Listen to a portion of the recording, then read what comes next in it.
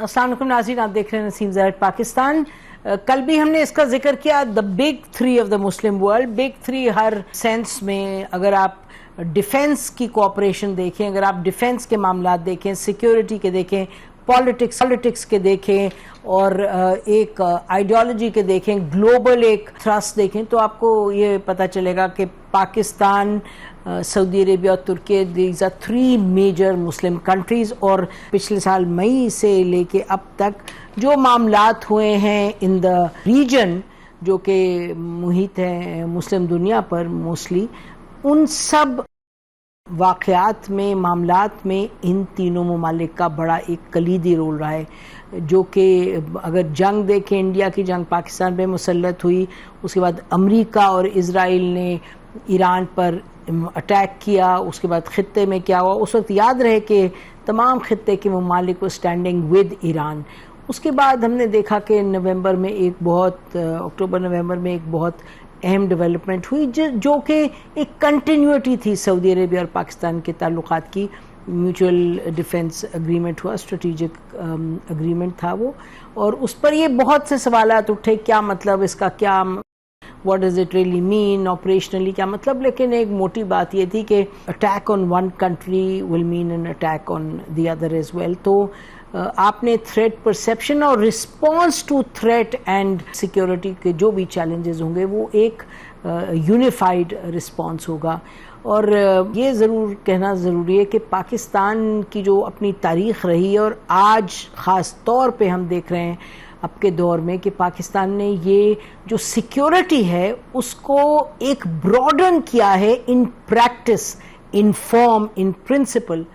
Operationally, کہ security کا مطلب خالی ویپنز نہیں۔ سیکیورٹی جو ہے، اصل سیکیورٹی آتی ہے جب آپ انگیج رہتے ہیں، جب آپ ڈائیلاگ میں رہتے ہیں، تو وہ سیکیورٹی آتی ہے، اور پاکستان نے یہ کر کے بھی دکھایا۔ 28 فروری سے لے کے اب تک جو اس کا گلوبلی اگر آپ دیکھیں تو سب سے لیڈ میں پاکستان رہا ہے۔ ایران اور امریکہ کے جو بات چیت ہے، جو ایک ریزالو کرنے کی کوشش ہے، جو ان کے درمیان میں انٹیگنزم ہے، اور وہ پھر آپ نے دیکھا کہ اسلام آباد ایکارڈ ہوا، MOU، اس میں گڑبڑ ہوئی اسٹریٹ آف ہارمز کے بعد، لیکن اب بھی ہمیں جو لگ رہا ہے the stitching the card together and moving forward. لیکن اس سب پیرائے میں، اور اگر آپ یہ دیکھیں کہ یہ جو تین ممالک ہیں، پاکستان کے رول ہی کو دیکھ لیں، battle hardened army, country with a vision, resolve کے پرنسپل پہ کھڑے رہنا ہے، اور یہ this goes back to history. Anyway we can go on and on, لیکن یہ جو اکارڈ ہوا ہے ناظرین، اس کے حوالے سے تین موٹے سوال ہیں۔ کچھ ہم نے اس پہ کل اینالسٹ سے بھی بات کی۔ ایک تو ہے کہ جی یہ اکارڈ، اس کا مطلب کیا آپریشنلی، کیا ایک اسٹیٹمنٹ تو آگے، اسٹیٹمنٹ آگے کہ اگریمنٹ سائن ہو گیا، تو اگریمنٹ کیا، یہ سوال اٹھ رہا ہے، اور اس پہ بہت سے باتیں ہیں کہ بھئی کتنا کا آپ اگریمنٹ پبلک کر بھی سکتے ہیں آپریشنلی۔ دوسرا معاملہ یہ ہے کہ جی یہ جو ہے، یہ تو پاکستان نے امریکہ کے کہنے پہ کیا، یہ خود ہی آپ تنقید کریں جب آپ کے پاس کوئی بیسز نہ ہو، فنڈامنٹلی آپ فیکٹس کو نہ دیکھیں، اور ایک آپ کی اپنی سوچ ہے اس کو آپ پش کریں، تو وہ بھی بات ہمیں سننے میں آ رہی ہے۔ تیسرا جو معاملہ ہے وہ یہ کہ جی یہ تو بس ایران کے خلاف ہے، why is Iran not in it, it's against Iran. تو یہ سب معاملات ہیں، اور یہ کہ جی پاکستان کی اپنی سیکیورٹی کو کس طرح سنبھالے گا، یہ کیا کرے گا، سو آن سو فورتھ۔ تو ہم نے سوچا ناظرین، یہ اہم سوال ہیں، کل بھی address them to some extent, لیکن ہم نے ایک ایسی شخصیت کو آج دعوت دی جو کہ پاکستان کے جو سیکیورٹی معاملات ہیں، وہ اپنی پریویس پوزیشنز میں کافی ایک جو بڑے اہم وانٹیج پوائنٹ سے، as the chief of general staff CGS، اندر خانے جو سوچ بچار، معاملات آپریشنلی اور strategically, planning wise, forces wise, all of that, threat wise, وہ بڑے اس کو قریب سے دیکھتے رہے ہیں، اور بڑے ایک اہل طریقے سے انہوں نے اپنا وہ رول نبھایا۔ اس وقت تو چیئرمین ہے WAPTA کے، لیکن ان کا جو رول رہا ہے حال ہی میں، اس کے حوالے سے آج ہم نے لیفٹیننٹ جنرل ریٹائرڈ محمد سعید صاحب کو دعوت دی۔ جنرل صاحب بہت شکریہ، آپ نے ہمیں جوائن کیا۔ آئی تھنک یہ بڑا اہم ایک obviously it's a landmark defence agreement, Mecca agreement, تو بہت اہم ہے کہ پاکستان میں اس پر جو سوال اٹھ رہے ہیں اس کو ایک سہل طریقے سے اس کو ایکسپلین کیا جائے. تو جنرل صاحب اف وی میں پلیز اسٹارٹ ود دس کہ یہ اگریمنٹ کے بارے میں ایک سٹیٹمنٹ آ گیا جس میں تھا کہ بھئی threat against one is threat against all, اور ہم ساتھ کھڑے رہیں گے اور سیکیورٹی اسٹیبلٹی ڈیولپمنٹ کے لیے. لیکن یہ کہ جی اچھا یہ بتایا ہی نہیں کہ اگریمنٹ ہے کیا, تو اس کو ذرا ایڈریس کیجیے گا سوال کو. بسم اللہ الرحمن الرحیم. السلام علیکم. Thank you very much for your time اور آپ کے ویری کائنڈ ورڈز. یہ ابھی تک جیسے آپ نے خود کہا کہ اب تک ایگریمنٹ کی کلازز جو ہیں یا ان پبلشڈ ایگریمنٹ پبلک نہیں کیا گیا. تو آپ نے خود بھی یہ کہا کہ ایسے معاملات میں کوئی ضرورت بھی نہیں ہوتی کہ فوراً ہر چیز پبلک کر دی جائے.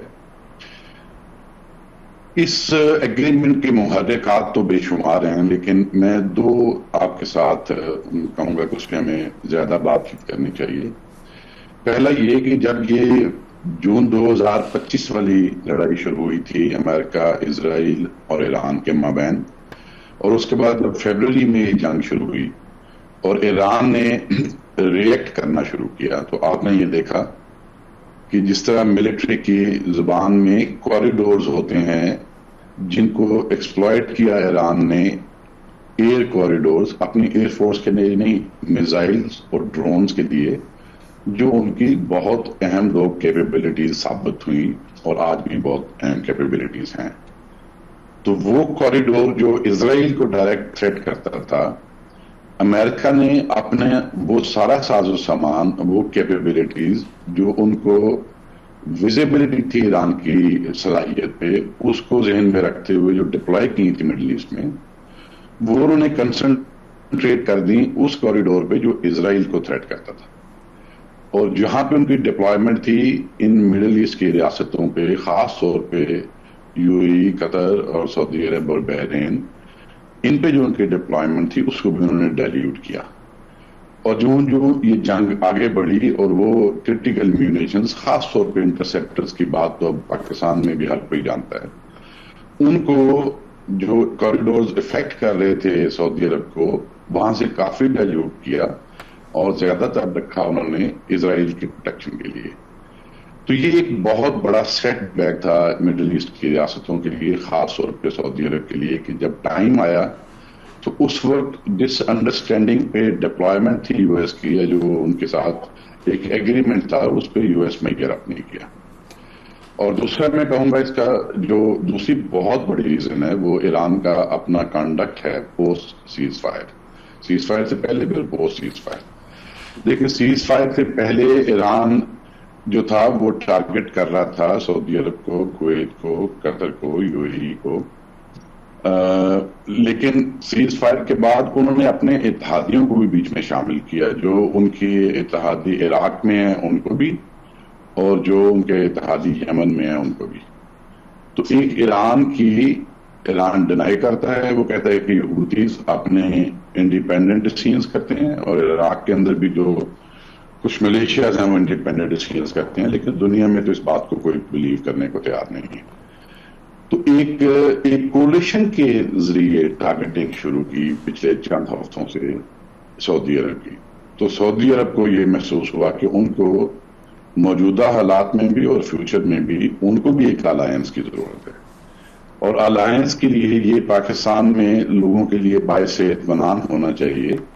کہ تمام ملکوں کے اندر جو مسلمان ممالک ہیں, سعودی عرب نے سلیکٹ کیا ترکی ایک اور پاکستان کو. ایک تو ان کے ساتھ جیسے کہ فارن آفس کی جو سٹیٹمنٹ ہے کہ سمٹ ہوئی پہلے اور صفا پیلس میں, اور سمٹ کے بعد یہ ایگریمنٹ سائن ہوا, اور وہاں ایک انڈیکیشن دی گئی کہ اس سمٹ میں جو لانگ سٹینڈنگ ریلیشنز ہیں, جو بردرہڈ ہے, جو انڈرسٹینڈنگ ہے, شیئرڈ انٹرسٹ ہیں, اور پھر کہا گیا کہ جو ڈیفنس کوآپریشن پہلے سے ایگزسٹ کر رہا ہے اس کے اوپر بیس کر کے یہ والا ایگریمنٹ سائن کیا گیا. تو جو پاکستان کی انڈیا کے ساتھ لڑائی تھی, اس کے بعد جو پاکستان کی ایک پاور پوٹینشیل کو پہچان ملی خطے میں بھی اور اس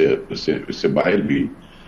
اور جو ایک اعتماد پہلے ہی تھا سعودیز کو پاکستان کی ملٹری کیپیبلٹیز میں, اس میں جو اضافہ ہوا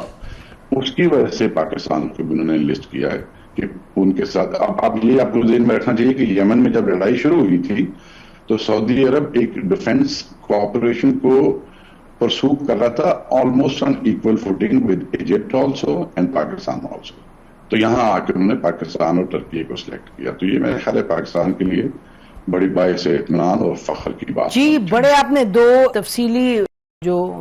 محرکات ہیں وہ بیان کیے ہیں. ناظرین ہم بریک لیتے ہیں. یہ جو محرکات بیان کیے ہیں جنرل صاحب نے تھوڑا سا اس پر تفصیل میں کچھ بات چیت کرتے ہیں. Stay with us.